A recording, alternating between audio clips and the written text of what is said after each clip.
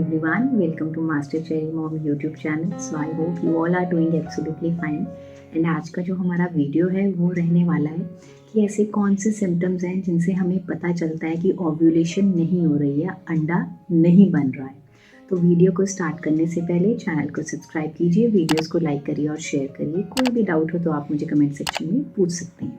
तो चलिए स्टार्ट करते हैं आज का वीडियो कि ऐसे कौन से सिम्टम्स होते हैं जिनसे हमें पता चलता है कि अंडा एग जो होता है वो नहीं बन रहा है।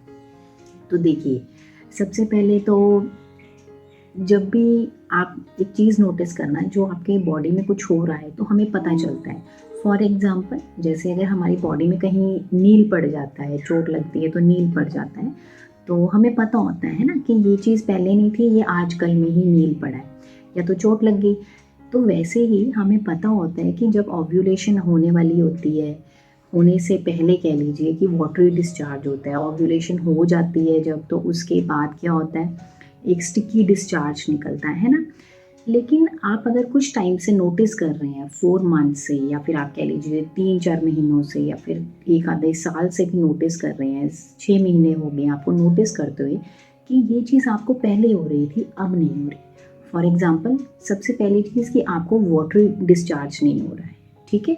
ये सबसे पहला सिम्टम आप नोटिस करिएगा, ये आपको पहले होता होगा। आपका जैसे साइकिल आ गया, उसके 5-6 दिनों के बाद, आपके साइकिल के 5-6 दिनों के बाद, जैसे आपका अगर ओव्यूलेशन डे 12th है, 14th है या फिर 16th है, तो उस टाइम पे ओव्यूलेशन होने से पहले स्टिकी डिस्चार्ज, पानी की तरह डिस्चार्ज होता होगा। लेकिन आप नोटिस करें तो आपको ये डिस्चार्ज अब नहीं हो रहा होगा कुछ टाइम से, ठीक है। फिर उसके बाद बात करते हैं सेकंड रीज़न। सेकंड ये होता है कि आप एक और चीज़ देखिएगा, ये सिम्टम है कि अगर आपको एक्ने का प्रॉब्लम हो रहा है, आपको पिंपल्स हो रहे हैं, दाने हो रहे हैं फेस पे, या फिर आपको लग रहा है कि हाँ मेरा स्किन जो है, मतलब पहले क्लियर था मेरा स्किन और अब मेरे को पिंपल्स हो रहे हैं, तो ये भी एक सिम्टम है। Then comes the third symptom जो है, थर्ड सिम्टम ये है कि आप ना बहुत जल्दी मूड स्विंग्स हैं आपके, बहुत जल्दी मूड चेंज हो रहे हैं, एकदम से चिड़चिड़ापन आ जाता है या फिर एकदम से आपको गुस्सा बहुत ज़्यादा आने लग पड़ा है। मतलब कभी कभी एकदम से काम है, लेकिन कभी कभी से एकदम से आप शाउट आउट भी कर देते हैं, एकदम शाउट भी कर देते हैं, ठीक है। और चिड़चिड़ापन रहता है, no control over your emotions आप इसको कह सकते हैं। तो ये भी एक सिम्टम है। हाँ, ये सिम्टम तब भी होता है जब आपको आपकी डेट्स आने वाली होती हैं, पीरियड्स आने वाले होते हैं, तब भी मूड स्विंग्स होते हैं। बट इन दोनों जो मैंने आपको पहले 2 सिम्टम्स बताए, उसके साथ मूड स्विंग्स का भी सिम्टम होता है, जिससे हमें ये पता चलता है कि हाँ, हमें एग नहीं बन रहा है, ओव्यूलेशन नहीं हो रही है, ठीक है। अब ये तो मैंने आपको 3 सिम्टम्स ऐसे बता दिए कि जिनसे हमें पता चलेगा कि हमें अंडा नहीं बन रहा है, ओव्यूलेशन नहीं हो रहा है। तो इसे हम देखते कैसे, ये क्यों होती है चीज़।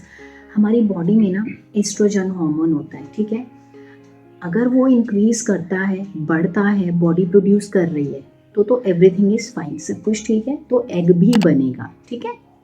लेकिन अगर ये एस्ट्रोजन की कमी होगी तो ये तीनों चीज़ें आपको दिखेंगी, जिसमें वाटरी वेट डिस्चार्ज नहीं होगा, आपको मूड स्विंग्स बहुत रहेंगे, ठीक है। और साइड बाय साइड आपको एक्ने का भी प्रॉब्लम रहेगा ही रहेगा, पिंपल्स का, दानों का प्रॉब्लम रहेगा, ठीक है। लेकिन इस एस्ट्रोजन की जो लेवल्स हैं, हार्मोन्स हैं, हमें इसकी जो आप कह लीजिए कि इसको बॉडी में बढ़ाना है, इंक्रीज करना है, ठीक है। हमें पता लग गया सिम्टम्स की इन वजह से नहीं हो रहा, अब हमें इंक्रीज भी करना है सो दैट कि एग भी बने, ओव्यूलेशन भी हो हमें, है ना, तभी प्रेगनेंसी हो जाती है, हो सकती है। तो इस चीज़ को ना हम 2 पार्ट्स में डिवाइड करते हैं। फर्स्ट आप कह लीजिए, फर्स्ट फेज जो होता है वो होता है फॉलिकुलर फेज होता है, ठीक है। सेकेंड फेज जो होता है वो इम्प्लांटेशन का फेज होता है। तो अगर आप किसी भी एक मंथ को ले लीजिए, उसके फर्स्ट आप 15 डेज ले लीजिए, तो उसमें ये होता है आपका साइकिल आता है, ठीक है। जब साइकिल आता है तो उस टाइम पे आपका एस्ट्रोजन जो है वो इंक्रीज होना चाहिए, ठीक है, बढ़ना चाहिए। वो इंक्रीज होगा तभी फॉलिकल बनेगा, जब फॉलिकल बनेगा तो उसके अंदर से एग तभी निकलेगा, ठीक है। उसे हम कहते हैं ओव्यूलेशन, और वो तभी होगा जब आपका एस्ट्रोजन लेवल इंक्रीज होगा, ठीक है। अब अगर हम सेकेंड फेज की बात करें तो सेकेंड फेज वो होता है जिसमें जब ओव्यूलेशन हो चुकी होती है और उस टाइम पे प्रोजेस्टेरोन हार्मोन जो है वो प्रोड्यूस होता है, और वो क्या करता है, या तो इम्प्लांटेशन हो जाएगी या फिर इम्प्लांटेशन नहीं होगी और आपको फर्दर पीरियड्स आ जाएंगे, ठीक है, ऐसे आप समझ सकते हैं ये प्रोसेस होता है कि कैसे आपको प्रेगनेंसी होती है और कैसे आपका एग बनता है और नहीं बन रहा है इस प्रॉब्लम की वजह से कि आपका एस्ट्रोजन नहीं प्रोड्यूस हो रहा है। तो देखिए, अगर आपका एस्ट्रोजन नहीं बढ़ेगा, एस्ट्रोजन इंक्रीज नहीं होगा, तो अगर एस्ट्रोजन नहीं बना तो फॉलिकल नहीं बनेगा, फॉलिकल अगर बन भी रहा तो उसके अंदर एग नहीं है, एग नहीं है तो बट ऑब्वियस है ओव्यूलेशन होगी ही नहीं, और ओव्यूलेशन नहीं है तो आप उसको कह लीजिए कि आपको प्रेगनेंसी कभी हो ही नहीं सकेगी। ठीक है, अनओव्यूलेटरी भी हम उसको कह देते हैं कि अनओव्यूलेशन रह गई, कि ओव्यूलेशन हो ही नहीं। ठीक है, तो अब आपने क्या ऐसा करना है, क्या रेमेडीज ऐसी आपने करनी है कि जिसकी वजह से आपका एस्ट्रोजन जो है बॉडी में इंक्रीज हो जाए और वो बढ़े। तो सबसे पहली चीज़ जो है वो है आलमंड्स।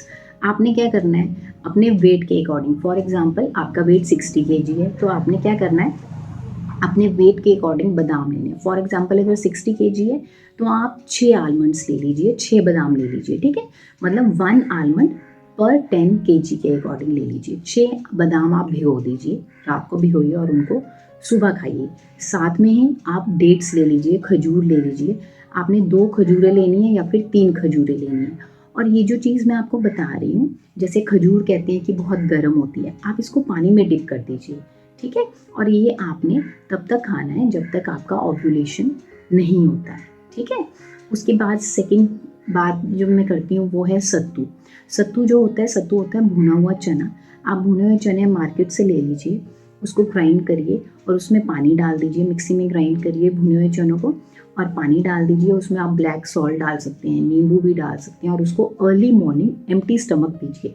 इससे भी आपका एस्ट्रोजन लेवल इंक्रीज होगा, क्योंकि सत्तू तो एक ऐसी चीज़ है कि इसमें बहुत ज़्यादा क्वांटिटी में आप कह लीजिए न्यूट्रिएंट्स हैं, विटामिन्स हैं, और ये वैसे भी आपकी बॉडी को एनर्जी भी बहुत ज़्यादा देगा। ठीक है, और हेल्प करेगा आपको एस्ट्रोजन इंक्रीज करने में।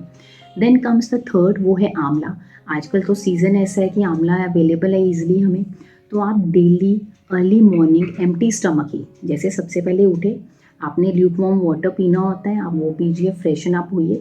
उसके बाद आंवला वाटर पीजिए। ठीक है, अब आंवला क्या करना है, आंवला जूस मार्केट में भी अवेलेबल होता है, बट आप ऐसा करिए, आप आंवला मार्केट से ले लीजिए, आप उसको कट करिए, सीड निकाल दीजिए और मिक्सी में ग्राइंड कर दीजिए पानी डाल के। उसको आप छन्नी से छान के उस पानी को कंज्यूम कर सकते हैं। आप उसमें चाहे तो ब्लैक सॉल्ट भी डाल सकते हैं, क्योंकि इसमें भी एंटीऑक्सीडेंट्स प्रॉपर्टीज़ होती हैं आंवला में भी, और ये बहुत रिच होता है, विटामिन सी बहुत ज़्यादा होता है, इम्यूनिटी को वैसे ही स्ट्रॉन्ग रखता है, और ये साथ में एस्ट्रोजन को भी इंक्रीज़ करता है और आपकी एग की क्वालिटी और एग के बनने में भी बहुत हेल्प करेगा ये। ठीक है, उसके बाद last but not the least वो है अंजीर। अब अंजीर के रिगार्डिंग ये कहा जाता है, मैं भी यही सोचती थी कि अंजीर ना वैसे बहुत गर्म होती है तो खाते नहीं है। ठीक है, तो मैं अंजीर कैसे खाती थी वो मैं आपको बताती हूँ। मैं अंजीर अभी भी खा रही थी, जब इवन मेरी डिलीवरी भी हो गई थी, मैं तब भी खाती थी।